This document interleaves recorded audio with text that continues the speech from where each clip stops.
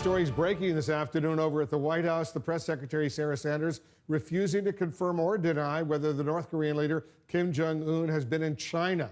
There are intriguing questions about who may have been aboard a special train that was seen this week in Beijing. CNN's Brian Todd has been working his sources. Brian, what are you learning? Wolf, tonight we're told U.S. and South Korean intelligence agencies are monitoring the train's movements, this secretive visit to Beijing, very closely. It's got crucial ramifications for Kim Jong Un's possible summits with President Trump, with the South Korean president, and for his relationship with China.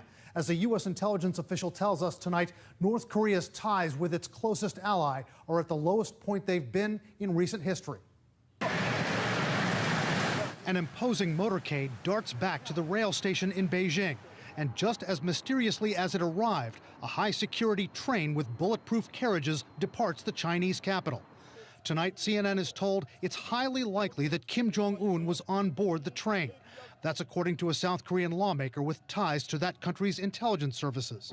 Analysts say if Kim did visit China to possibly meet with President Xi Jinping, it would be extraordinary. This would be the first time that Kim Jong Un has left North Korea since taking power.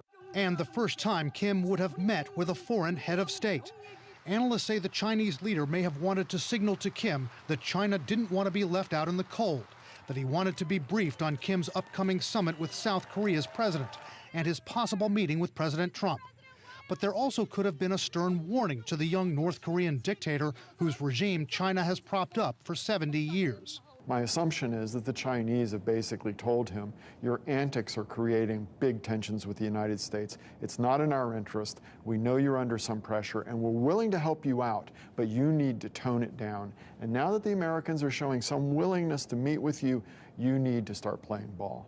The Chinese are believed to have been furious with Kim Jong Un for his ramped-up nuclear and missile tests and for executing his own uncle, Jang Song-taek, considered China's man in Pyongyang.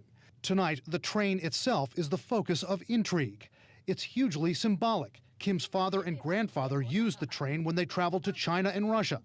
A Russian diplomat said in those days, live lobsters and expensive wine were delivered to stops along the way, and the train was staffed by, quote, beautiful lady conductors. They have good-looking young women that work for the supreme leader in his offices, and so those women do perform the same tasks on the train when Kim Jong Un uses it. Analysts say when the train moves around inside North Korea, it's got one train ahead of it and one behind it.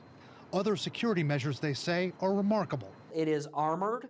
It has the ability on the roof of the train. There's the ability to land a helicopter while the train is moving. There are air escorts with the train. There are North Korean Air Force jets that'll fly over while the train processes through North Korea.